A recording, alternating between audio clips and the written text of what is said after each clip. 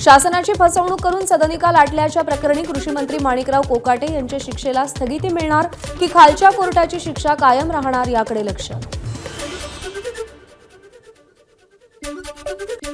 धनंजय मुंडे यांच्या मंत्रिपदाच्या राजीनाम्यानंतर आता विरोधकांकडून माणिकराव कोकाटेंच्या राजीनाम्याची मागणी. न्यायालयानं शिक्षेत स्थगिती नाकारल्यास विरोधक कोकाटेंच्या राजीनाम्यासाठी आक्रमक होण्याची शक्यता. राष्ट्रवादी काँग्रेसची देवगिरी बंगल्यावरची बैठक संपली. बैठकीनंतर धनंजय मुंडेंनी माध्यमांशी बोलणं टाळलं. राजीनामा देणार नसाल तर मंत्रिमंडळातून हकालपट्टी करावी लागेल. देवेंद्र फडणवीसांनी धनंजय मुंडेंना अशी तंबी दिल्याची माहिती. राज्यपाल CP राधाकृष्णन यांनी मंत्री धनंजय मुंडे यांचा राजीनामा स्वीकारला. मुख्यमंत्री फडणवीसांनी राजीनाम्याची शिफारस केली होती.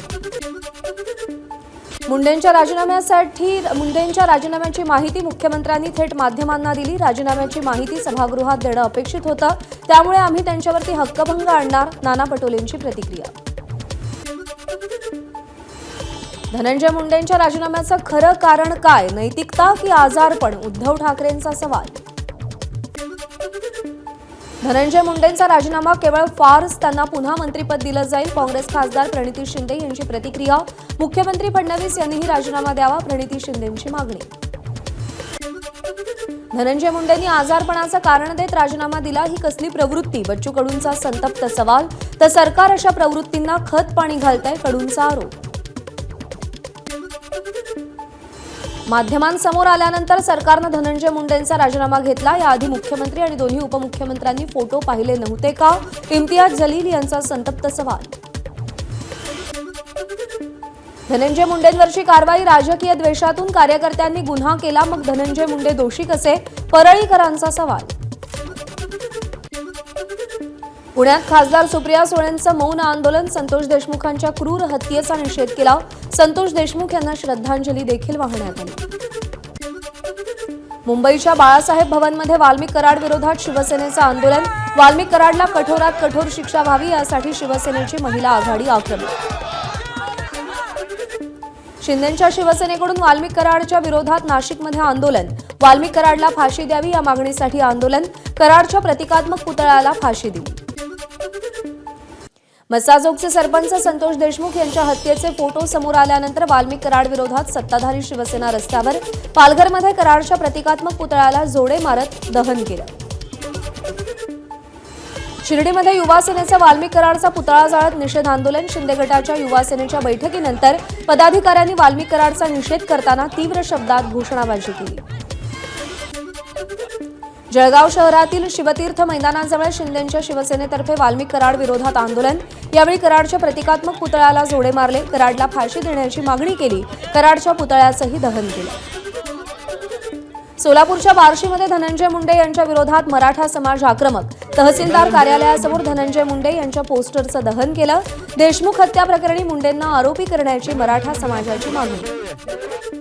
मसाजोगचे सरपंच संतोष देशमुख यांच्या हत्येचे फोटो समोर आल्यानंतर राज्यभरात मराठा समाज आक्रमक. सोलापूरमध्ये सकल मराठा समाज संघटनेच्या वतीनं धनंजय मुंडेंविरोधात मूक आंदोलन. हिंगोलीच्या आखाडा बाळापूर इथं धनंजय मुंडे यांच्या प्रतिमेला जोडे मारो आंदोलन. धनंजय मुंडे यांची आमदारकी रद्द करून त्यांना बडतर्फ करून सह आरोपी करण्याची मागणी. देशमुखांच्या मारेकऱ्यांना फाशीची शिक्षा देण्याचीही मागणी केली. विधानसभा विरोधी पक्षनेतेपद. ठाकरेंची शिवसेना आणि आम्हाला अडीच वर्ष मिळावं, राष्ट्रवादी शरद पवार पक्षाची मागणी. तर विधान परिषद विरोधी पक्षनेतेपदासाठी काँग्रेस आग्रही. सूत्रांची माहिती. विधानसभा विरोधी पक्षनेतेपदासाठी भास्कर जाधवांच्या नावाचं पत्र. उद्धव ठाकरेंकडून विधानसभा अध्यक्ष राहुल नार्वेकर यांना पत्र सुपूर्द. भाजप आमदार सुरेश धस यांनी गळाभेट घेत भास्कर जाधवांचं अभिनंदन केलं. विधानसभा विरोधी पक्षनेतेपदासाठी पत्र दिल्यानंतर शुभेच्छा दिल्या. विरोधी पक्षनेतेपदासाठी 2.5 वर्षांचा कोणताही फॉर्म्युला नाही. उद्धव ठाकरेंकडून स्पष्ट. औरंगजेबाबाबतचं वक्तव्य अबू आझमींनी मागे घेतलं. वक्तव्याची तोडमोड करून दाखवण्यात आली. इतिहासकारांनी औरंगजेबाबाबत जे लिहिलं तेच बोलून दाखवल्याचा अबू आझमींचा दावा. आज विधानसभेमध्ये अबू आझमींवर कारवाई होण्यासाठी सत्ताधारी आक्रमक होण्याची शक्यता. आझमींवर कारवाई होण्याची शक्यता. अकोल्यामध्ये समाजवादी पक्षाचे महानगराध्यक्ष आणि ठाकरेंच्या कार्यकर्त्यांमध्ये बाचाबाची। ठाकरेंच्या शिवसेनेनं अबू आझमीं विरोधात केलेल्या चिखलफेक आंदोलनादरम्यान हा प्रकार घडला।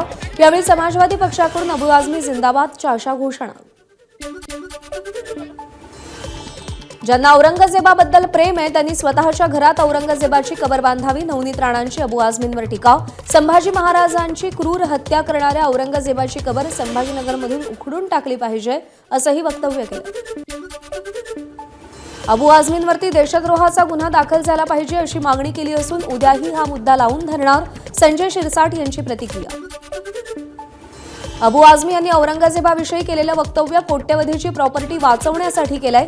भारतीय जनता पार्टी संकटात असताना तिला वाचवण्यासाठी अबू आझमी यांनी वक्तव्य केल्याचीही इम्तियाज जलील यांची टीका। बृहन्मुंबई महानगरपालिकेच्या दुय्यम अभियंता स्थापत्य संवर्गाची 9 मार्चची ऑनलाईन परीक्षा पुढे ढकलली। परीक्षा अंदाजे 15 दिवसाच्या आत घेण्याचं नियोजित।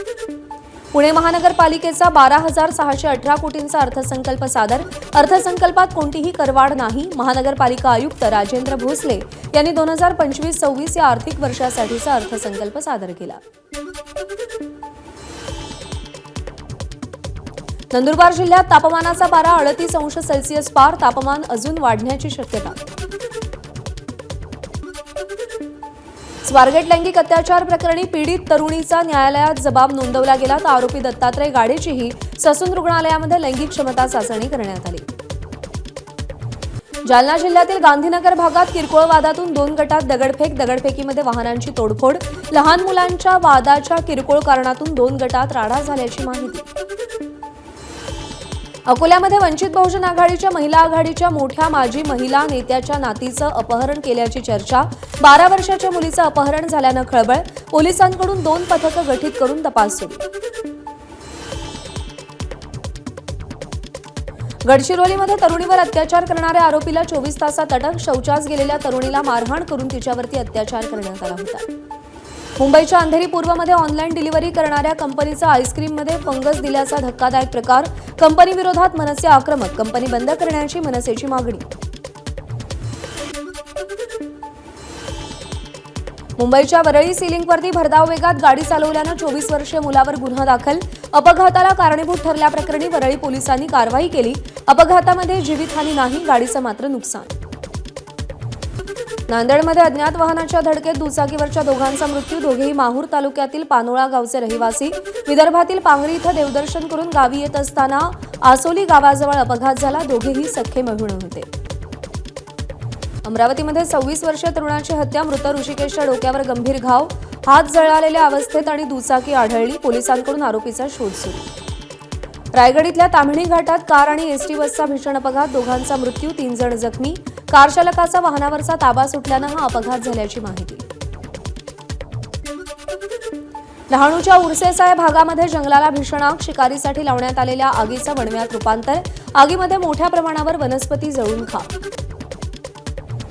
नाशिकच्या साईनाथ नगर भागातील फर्निचर दुकानाला भीषण आग। लाखो रुपयांचं साहित्य जळून खाक। भीषण आग लागल्यानं परिसरात बघ्यांची मोठी गर्दी।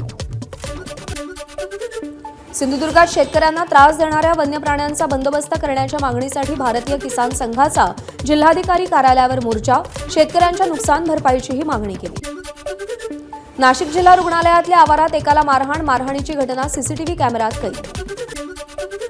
श्रीरामपूर शहरातील दाट लोकवस्ती असलेल्या मोरगे वस्ती परिसरात रात्री अवघ्या 42 मिनिटांमध्ये 5 ठिकाणी घरफोडी। लाखोंचा ऐवज लंपास। पोलीस सुरक्षा वाढवण्याची नागरिकांची मागणी। आळंदीच्या देवफाटा परिसरातील खासगी वारकरी शिक्षण संस्थेमध्ये 15 वर्षीय मुलाचा विनयभंग। मुलाकडे संगीत विषय शिकवणाऱ्या शिक्षिकेनं शरीर सुखाची मागणी केली। विद्यार्थ्यांची दिघी पोलिसांकडे तक्रार। कोकणामध्ये शिमगोत्सवानिमित्त काही गावांमध्ये पालखी सजवणं आणि देवाला रूप लावण्यास सुरुवात। मिरजोळे गावामध्ये पारंपरिक ढोल ताशांचा गजर करत देवाला रूप लावली जात आहेत। महिनाभर हा उत्सव सुरू राहणार।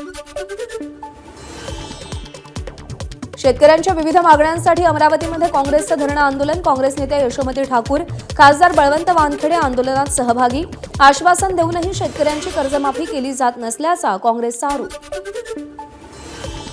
नाशिकच्या चांदवडमध्ये काँग्रेसचं धरणं आंदोलन। केंद्र सरकारनं कांद्यावरील 20% निर्यात शुल्क रद्द करावं। घोषणा केल्याप्रमाणे शेतकऱ्यांना कर्जमाफी करावी यासह विविध मागण्यांसाठी काँग्रेसचं आंदोलन। बुद्धगया येथील महाबोधी विहार बुद्धांच्या ताब्यात द्या या मागणीसाठी बौद्ध बांधवांनी भंडाऱ्यामध्ये विराट मोर्चा काढला। शास्त्री चौक येथून जिल्हाधिकारी कार्यालयावरती काढलेल्या मोर्चाचं त्रिमूर्ती चौकामध्ये सभेत रूपांतर झालं। गडचिरोली शहरालगत रानटी हत्तींच्या कळपाचा वावर, नागरिकांमध्ये भीतीचे वातावरण। गेल्या काही दिवसांपासून पिकांची मोठ्या प्रमाणात हत्तींकडून नासाडी सुरू। शिंदेंच्या शिवसेनेनं आनंद दिघे यांचा अपमान केला। ठाकरेंच्या शिवसेनेच्या महिला आघाडीची शिंदेंच्या सेनेवर टीका। महिला व बालविकास मंत्री आदिती तटकरेंकडून सगळ्या आमदारांना छावा सिनेमा पाहण्याचं निमंत्रण देण्यात आलंय। नरिमन पॉइंटमधील आयनॉक्स या ठिकाणी विशेष शोचं आयोजन। नवी मुंबई विमानतळाच्या कामासाठी केलेलं भूसंपादन हायकोर्टाकडून रद्द। विमानतळाच्या वॉटर ड्रेनेज सिस्टीम करता पनवेल येथील वहाळ गावातील शेतकऱ्यांना हायकोर्टाचा दिलासा। गडचिरोली पोलीस दलाला फिक्की स्मार्ट पोलिसिंग पुरस्कार, प्रोजेक्ट उडान उपक्रमाची दखल घेत दिल्लीच्या भारतीय वाणिज्य आणि उद्योग महासंघानं हा पुरस्कार दिलाय। विठाबाई नारायणगावकर यांच्या कन्या ज्येष्ठ लावणी सम्राज्ञी संध्या माने सोलापूरकर यांचं निधन। वयाच्या 70व्या वर्षी त्यांनी अखेरचा श्वास घेतला। उत्तर कोरियाचे नेते किम जोंग उन यांची बहीण किम यो जोंगची अमेरिकेचे राष्ट्राध्यक्ष ट्रम्प यांना धमकी। दक्षिण कोरियात अमेरिकन विमानवाहू जहाज आणि लष्कराची हालचाल पाहून जशास तसं प्रत्युत्तर देऊ अशी किम यो जोंग यांनी ट्रम्प यांना धमकी दिली। उपांत्य फेरीच्या सामन्यात भारताची ऑस्ट्रेलियावर 4 गडी राखून मात। भारत अंतिम फेरीत केएल राहुलनं विजयी षटकार मारला। विराट कोहलीच्या 98 चेंडूतील 84 धावांमुळे भारताचा विजय सोपा झाला। कॅप्टन रोहित शर्माच्या 29 चेंडूमध्ये 28 धावा। भारताकडून मोहम्मद शमीनं 3 विकेट्स घेतल्या। रवींद्र जडेजा आणि वरुण चक्रवर्ती यांनी प्रत्येकी 2-2 विकेट घेतल्या। चॅम्पियन्स ट्रॉफीच्या पहिल्या उपांत्य सामन्यामध्ये ऑस्ट्रेलियानं प्रथम फलंदाजी करताना 49.3 षटकामध्ये सर्वबाद 264 धावा केल्या। ऑस्ट्रेलियाचा कर्णधार स्टीव्ह स्मिथची 96 चेंडूमध्ये 73 धावांची केळी। अलेक्स कॅरीनं 61 आणि ट्रॅव्हिस हेडनं 39 धावा केल्या। रोहित शर्मा आयसीसी वनडे स्पर्धेमध्ये सर्वाधिक षटकार लगावणारा फलंदाज। वेस्ट इंडिजच्या ख्रिस गेलचा 64 षटकारांचा विक्रम मोडला। रोहित शर्माचा आयसीसी वनडे स्पर्धेमध्ये 65 षटकार। विराट कोहलीचा दुबईच्या मैदानावर झेल घेण्याचा विश्वविक्रम। विराटनं आंतरराष्ट्रीय सर्व प्रकारच्या सामन्यांमध्ये 336 झेल घेतलेत। राहुल द्रविडचा 334 झेलांचा विक्रम मोडला। टीम इंडियाच्या फायनल प्रवेशानंतर नागपूरमध्ये जल्लोष। नागपूरच्या लक्ष्मीभुवन चौकामध्ये क्रिकेट रसिकांकडून जोरदार घोषणाबाजी। भारत ऑस्ट्रेलिया सामन्यावेळी टीम इंडियानं हातावर बांधलेल्या काळ्या फिती। दिवंगत फिरकी गोलंदाज पद्माकर शिवलकर यांना आदरांजली वाहण्यासाठी काळ्या फिती बांधल्या। समर्थ रामदासांच्या जीवनावरील राष्ट्रगुरू समर्थ रामदास चित्रपटाचा टीझर प्रदर्शित। अनिकेत साने यांचं दिग्दर्शन असलेल्या चित्रपटाची निर्मिती कल्पना फिल्म्स अँड VFX स्टुडिओनं केली आहे। एबीपी माझा, उघडा डोळे बघा नीट।